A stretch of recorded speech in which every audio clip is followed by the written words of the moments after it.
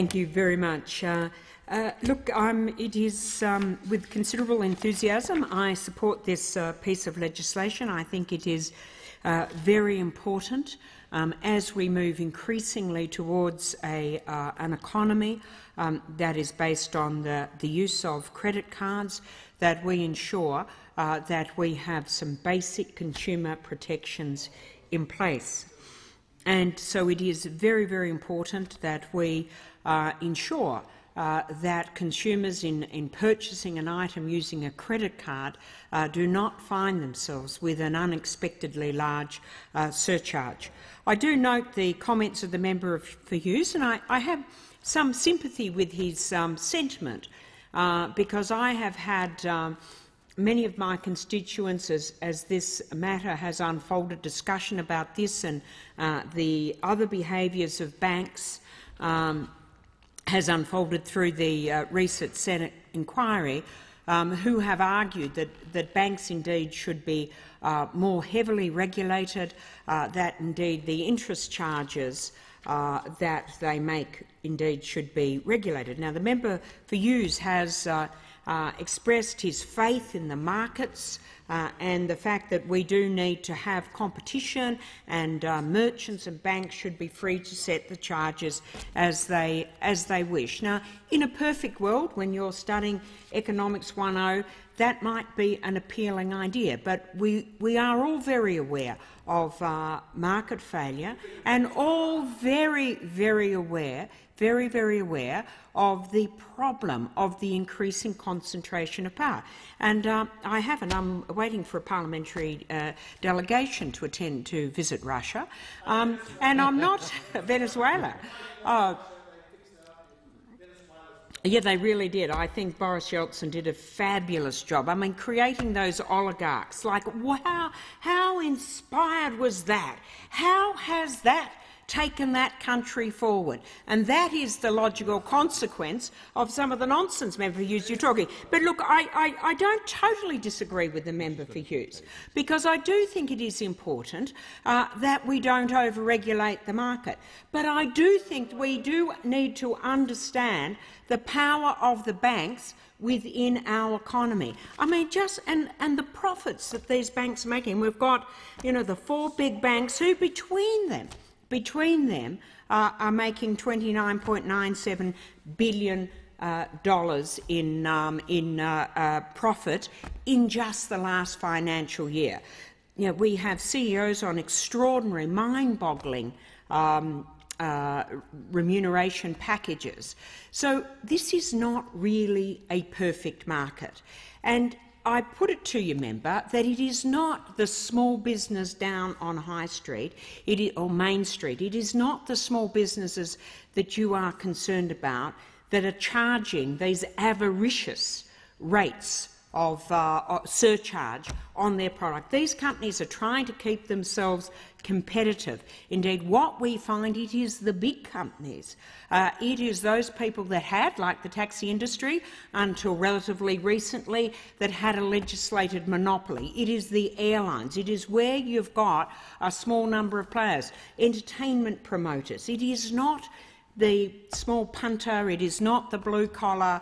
It is not the plumber, the candlestick maker, or the seller of clothing that are the parties that are engaging in this avaricious conduct that has to be contained. And I do say to the member for Hughes and others that we need to think about this far more profoundly, because we are going to see increasing distortion in our marketplace, and not just in the area of banking.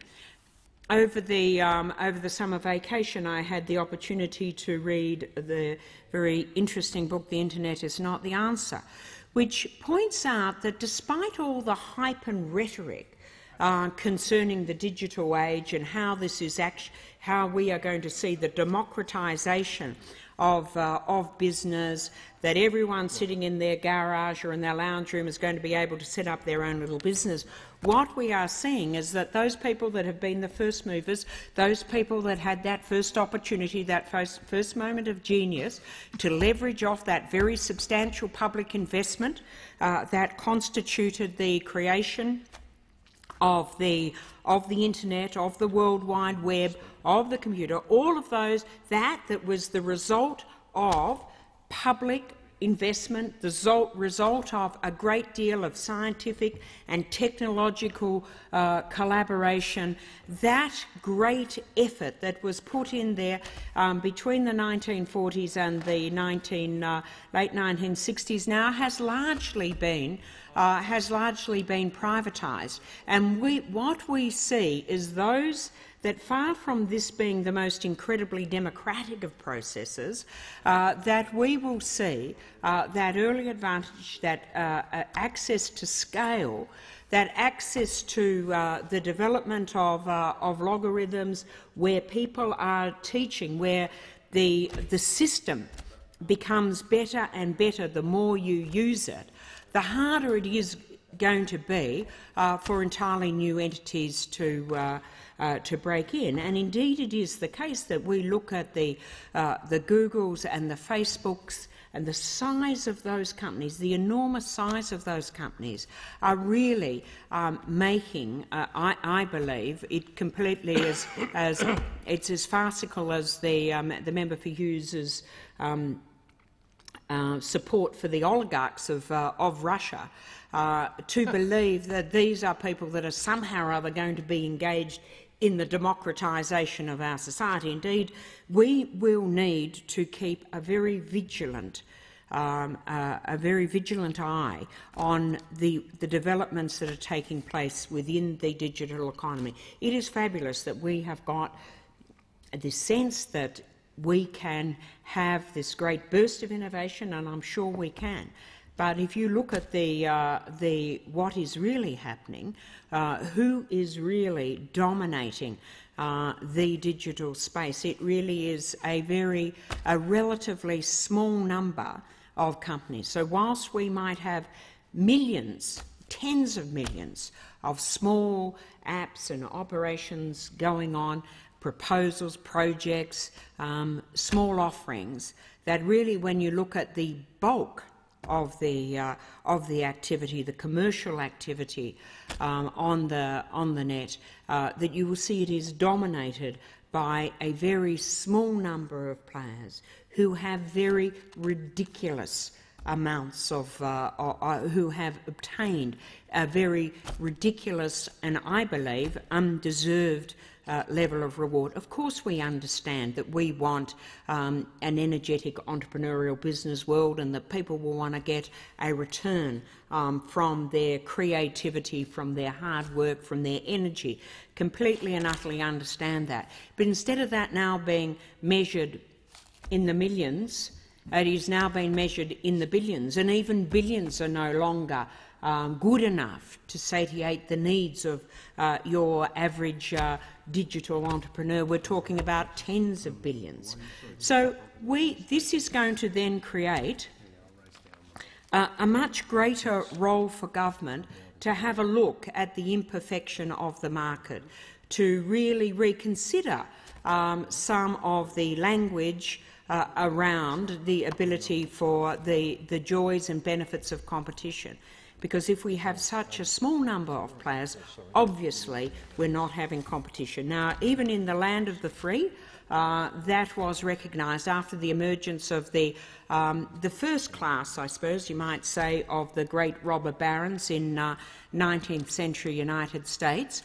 We saw a whole series of legislative reforms that came in to claw back on that power. We saw the introduction of antitrust legislation. We saw introduction of a whole raft of laws that were designed to limit the role of monopoly. And as we have done the same in Australia through our Trade Practices Act, some of us would obviously like to see our Trade Practices Act be somewhat stronger than it is, but there is no doubt that the intent there is to recognise that there can be market domination, there can be unfair practices, and there can be conduct that does need to be scaled back, because the market forces alone are not sufficient to create justice in those circumstances.